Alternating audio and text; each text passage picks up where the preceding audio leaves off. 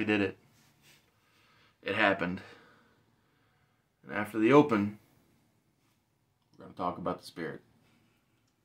God help us.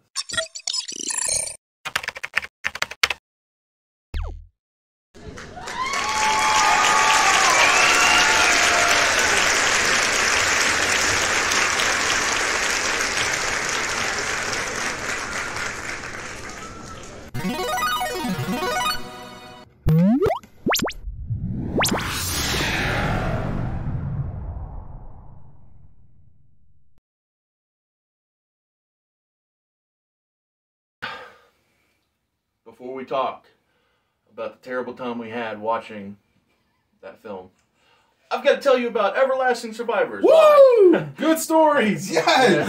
My 68-page graphic novel. There are two covers, one by Jeff Hicks, one by Nick Crook. The interior is the same. It's called All Day Long. $20 on Etsy. The link, the link's in the description for the store. I just had to get this out before we ran everybody off talking about this terrible time we had. But now that the talk of good times are past us, Good times. we're going to start with the man who had not seen the Spirit before. That is Josiah. Josiah, you had the misfortune of watching the Spirit. How did that go for you? Guys, I thought we were friends. I thought we were companions. I thought you guys wouldn't steer me wrong. So when you guys suggested this movie, I'm like, okay, it can't be that bad. They're probably blowing it out of proportion. I like to apologize. It was that bad. They did not blow it out of proportion. This was garbage. This is the worst thing I've ever seen. I'm going to get the one positive thing I have about this movie out of the way now, so that way I don't have to say anything good about it for us to show. And that is, man, this is great. This looks like Sin City. I love Sin City. What a great movie. And 5 minutes in, I'm like, man, I don't know what could possibly be the problem with business looking like this. You know what? Man, and then 10 seconds in, we're like, why are we already having a boss fight? Oh, it must be over. I must have skipped half the movie by accident. Yeah. Nope, that wasn't what happened. Dialogue didn't make any daggone sense. My God. Yeah, because you got egg on your face. I hate this movie so much. Oh, that's the other thing. The cast is incredible. Looking at this cast, I'm thinking this movie can't be trash at all. How do you have Samuel L. Jackson in your movie and it's not funny? Explain that to me. I do not have an explanation, sir. That doesn't make any sense. Like, I was sitting here the whole time like, they haven't said a funny thing yet. There hasn't been anything mildly entertaining. They have this star-studded cast. I haven't seen a cast this stacked since Avengers. Yeah, actually. Yeah. And they went out of their way to make it bad. It's like they said, oh, man, we spent all of our money on these actors. We forgot to hire a fucking writer. God damn it. Oh, man, Frank, just make it look like Sin City. It'll cover everything. They won't even notice. Won't even notice. I noticed. It wasn't good. It was trash. Somebody tell us to talk about this, please. Brandon, this was your idea. Why don't you go? Okay, yes. So, I remember seeing this movie when it released, because I was so hyped for it. Me and my friend Josh, we were like, yo, we love Sin City, and we saw the trailer. We're like, this movie's going to be amazing. And the movie was so bad. And like with Josiah in, 10 minutes in, we were like, what the hell is going on? And, yeah. Okay, so positives, right. There's only two positives I will give it, and it's what Josiah said. Visually, Frank Miller knows how to compose a shot, like visually, and it's great. He knows what he's doing as far as like storyboarding. Looks and beautiful. like it's beautiful. It's Sin City. There you go. It's beautiful. I mean, but the issue is, it seems like you can only enjoy it without the volume. Like, you gotta mute it and come up with your own storyline, and it will be better than this movie. If you just turn off the sound and you like just make up whatever you want in your head about what's happening. You go like, this movie. That's pretty much what the movie did. So I mean, you can do it too. It's fine. And like what Josiah said, the casting. The casting is great. Scarlett Johansson, Samuel Jackson, starring the guy from Blue Collar. Right? TBS? Yeah. Whatever. I think it is. Yeah. Yeah, but these actors, we have seen them in other things and they have been great. The script is just terrible. It's bad. I think they gave Frank Miller, they're like, hey, Sin City was such a big success. Do whatever the hell you want. And he's like, this is my passion project. I wanted to do the Spirit because I love the Spirit since I was a kid. Great. Well, you got to compose and write something that is good and endearing. I don't understand how someone like Frank Miller can create The Dark Knight, other just great works and comic books that people like and that people hold in high esteem. Yeah, Daredevil Born Again. Yeah, Daredevil Born Again. To then just create this. It doesn't make any sense. I have a theory, and now's as good a time as any to tell you what my theory is, because it fits with your question. Mm-hmm. I think it is a major case of the sacred cow. There's nobody there to tell Frank Miller, or if it's not Frank's fault. I'm not saying it's absolutely Frank. Maybe it's the studio, maybe it's somebody else, but there's nobody that's here to say, I think there's an issue. Mm. So, we actually had this talk in our most recent comic court, where if you would have read Everlasting Survivors before it hit and was released, and you said, "Oh, I think there's an issue here," and then Ted or Josiah or whoever, people that you can trust and rely on, said there's an issue, and then the creator understands, appreciates, and acknowledges that said issue, then they have a chance to fix it. But if it's the creator or the studio or whoever says, no, everything's perfect, don't touch a thing, then nothing can be fixed. And so I'm afraid that the problem is, I don't know if it's Frank or who, but somebody thought this thing's a masterpiece. And nobody it's a piece, told all right. and nobody told them otherwise. Nobody said, do you know what would improve this? Lots of things, or anything. Yeah. As a matter of fact, would Words in correlation with each other would help. Using good common sense when it comes to characters and the way they interact, Not having random Nazi stuff that has nothing to do with the story. Yeah. You know. Do you understand where that came from? No. Okay, me neither. Just Okay, checking. yeah, it just came out of nowhere. No, it came out. So I'm sitting here watching it. They capture Spirit, right? And I'm thinking, okay, they're going to torture this man or tell him what he is or something, which they did. Mm-hmm. And then out of nowhere, I just see a swastika. I'm like, what? Like, was the octopus a Nazi this whole time? Is he German and I just missed that story beat? No, that wasn't it. Oh, well, okay, let's talk about what the movie is kind of about. So The movie's about something?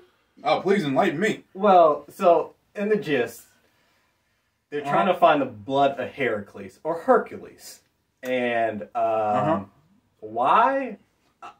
To be immortal, to be immortal, gods. yeah, to be gods. You screamed that 3 or 4 times. But it's told in the style of like a noir detective style, but yet there was no detective work done at all in this movie. Yeah, it's like a bunch of non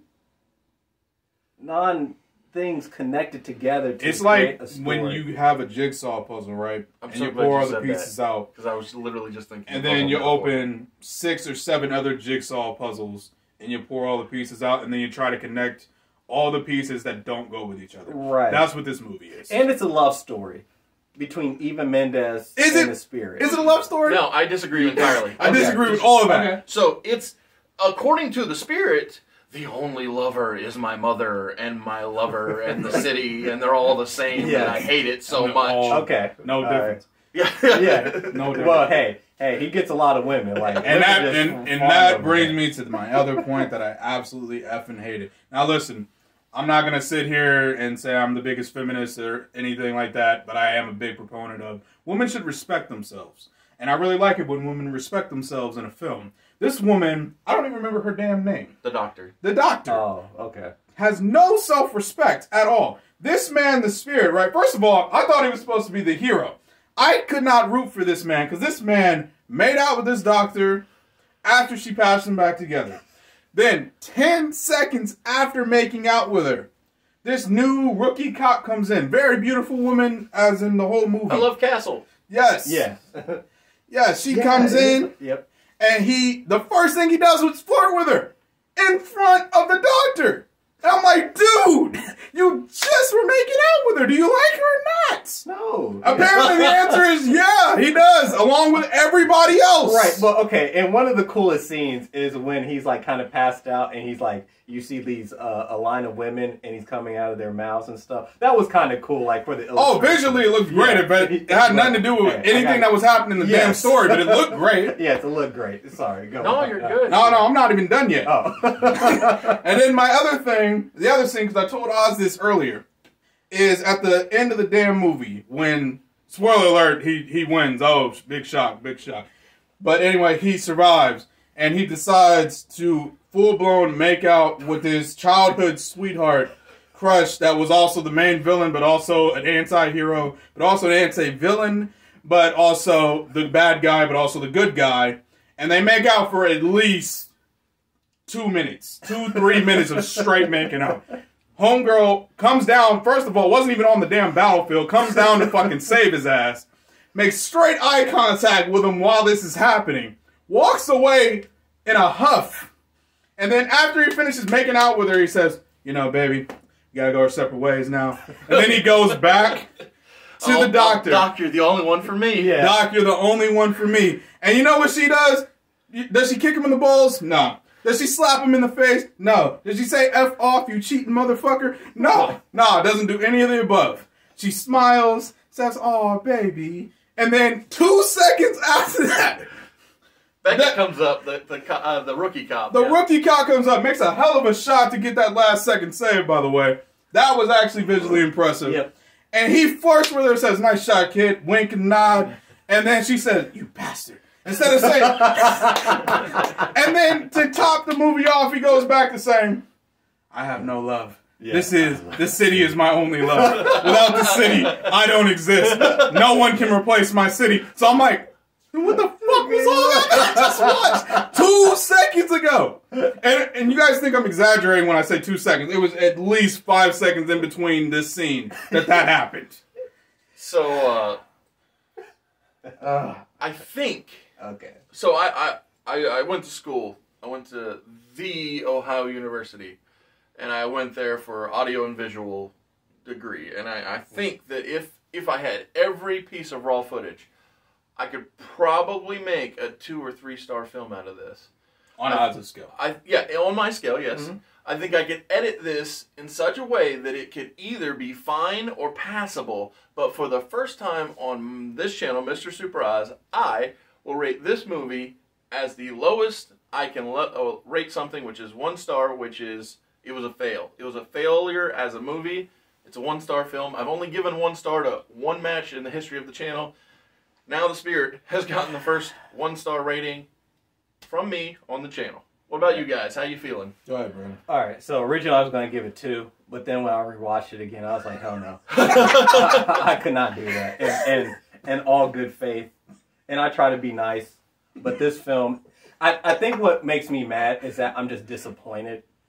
I agree with the disappointment. We went over and over before pushing the big red button and having it go live that Samuel L. Jackson, Eva Mendes, Scarlett Johansson, the list goes on. All these people, like I said, the rookie Beckett from Castle, like all these actors and actresses, they deliver over and over and over again, and as far as the comparison between The Spirit and Sin City, that the first Sin City is something I think was so well executed. Absolutely. And disappointment is such an apt way of putting it, because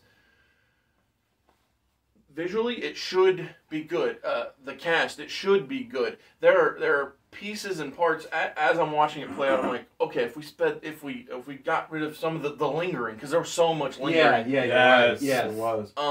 There were unnecessary black and white. So when I was illustrating my point earlier in the day to our friend that I work with, I was saying to him, I was like, when Sin City did the pull away silhouette shots, they were powerful and meaningful, because things of substance were happening. In this film, it was just like a foot stepping. I'm like, oh, come on now. Don't waste my time. Don't waste my time.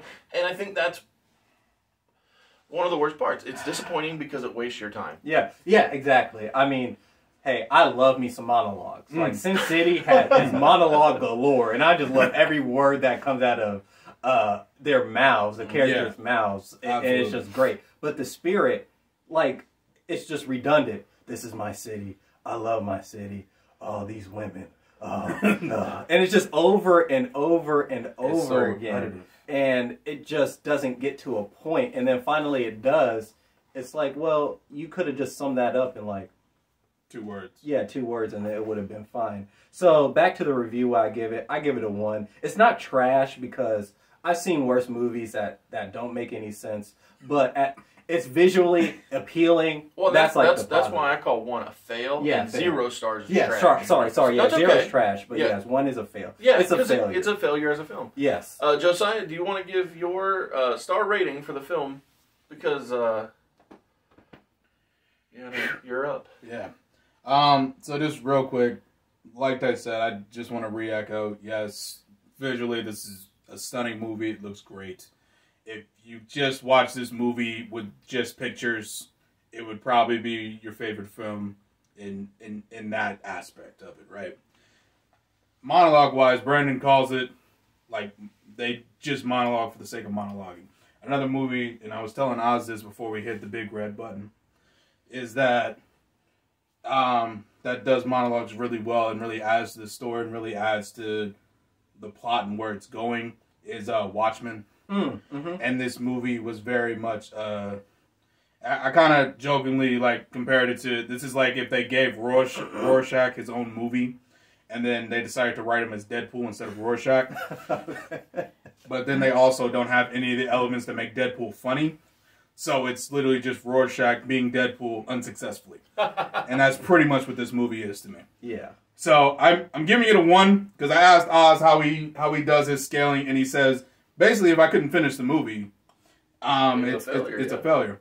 And it took me 2 days to watch this movie. It felt like 3. But it took 2 days for me to watch this movie. I watched half of it. It was like, I can't do this. I need to walk away. Because I was actually, like, the disappointment was overwhelming. So I paused it, gave it a day, came back, thought, okay, maybe it'll get better. Got worse somehow. So, yeah, 1. Uno. So, now that we've knocked out the bad stuff about this movie, I'm going to just go off on a little side mission, if you will. Yeah, go ahead. Please. So, over the weekend, me and Brandon were talking about just the generic concept of shorts and low budget. And I think that it's relevant in the moment of this film that spent how much? $86 million. And then made what? $36 million. Okay. Ballpark. Sure. My point is, there is an argument to be made that at times less is more. I know a good example that of something I think less is more appeals with is Mortal Kombat Legacy. They were shorts. They were 11 to 12 minutes, maybe 10, 11, 12 minutes. But what they did was they delivered well what they intended to give you, and they didn't waste your time. They didn't waste their budget. It was just in, out, and on the way. And I think a similar argument could be made for not spending an absorbent amount of money and just telling a good story, regardless of the time, whether it's short or long. But just at times it feels like now, and I don't know off the top of my head what the Batman's budget was, but I swear most of the budget was spent on making Colin Farrell not look like Colin Farrell. Yeah, and so if studios would emphasize quality over just let's throw that money out there, I think that it could help improve not just the spirit but just products in general. And so if anybody has opinions or thoughts on the subject, it was just something that crossed my mind, and I was like thinking it wouldn't hurt to throw it in, have some sprinkles on top of this shit sundae. Right. I mean, okay, so I 100% agree because we talked about it. I think studios tend to blow their load, figuratively speaking, beforehand. And maybe sometimes literally. They see Batman, but instead of the bat symbol, they see dollar signs. Yes. Right there. Just flapping wings, and they're like, oh yeah, this is going to be great. Superman, they have they have a dollar sign. It's like, I get it. You want to make your money and your profit, so you're like, hey, go big or go home. That, to me, only applies in certain situations, like Infinity War. Yeah. You got to go big. Endgame, you got to go big. Hell, if you're going to do Spider-Man No Way Home and have all these actors and stuff, you might as well just do it. Don't try to cheap it. Yeah. But a lot of movies that I see, I'm like, you could scale back on that and make a tighter script. And maybe that's just time. Of course, we're not in the business, so we don't know any of this crap. But I just see things that are rushed, and then they just throw money at it. Like, here you go. Well, and then it's like, hey, it's got to be good, right? We're getting money. Right. It's like, well, here, we're throwing money at Batgirl. It's like, okay, is the script good enough to even warrant that type of budget in the first place? You can tell a tighter story where maybe she's not even in the suit predominantly. Like, hell, Iron Man, in the first movie, he was barely in the suit. Batman Begins. Christian Bale took like literally half the movie until he finally donned it, and he really didn't wear it that much. Right. But the script was tight. Yes. And you got like his core of his character and what he wanted. We knew who he was before he was who he was. Right. Exactly. Yeah. I really don't have much to add. Obviously, with guys like Batman, Superman, everyone knows who they are, and really, since everyone knows who they are, you don't have to spend that much money on their movie. Just make the script great. Yes. And you'll be all right. It's always been my opinion. Absolutely. Like, why spend $1 billion on something everybody already knows? It makes more sense to do that for, like, I don't know, some team that nobody knows who the fuck they are, so it looks great. Something. Right. Yeah. Like, the Eternals probably could have done with a, better budget, maybe a TV show, but, it's beside the point. But point being, like, money doesn't always equal dollar signs, ironically. I did recently hear a rumor, or see a rumor, I guess that's how the internet works. Nobody was talking to me, I read it. But then, your sources. They're my sources. Well, I mean, no, I don't even know where I was at, but I was scrolling and I saw that there are currently rumors the Eternals might get a prequel show. But I'm like, I think it's a little too late. Way too late. Yeah. It's completely pointless. Yeah. Like, I already don't like them.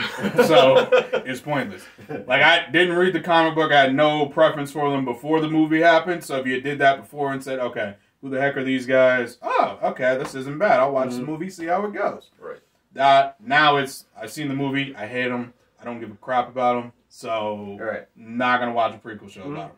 And hell, even to the credit of the first Iron Man, I think it's like well known that they didn't even have a script fully written yet. But it's just it was a well casted, well written movie. Right, with people like having inputs, and it's like, no, that doesn't work, that works, and let's do this, and hey, usually that doesn't work, but sometimes it does when people are like connected to the characters and how they want to interact. Yeah. So it's like, you don't always need to just boom, money, here's money. $1 trillion.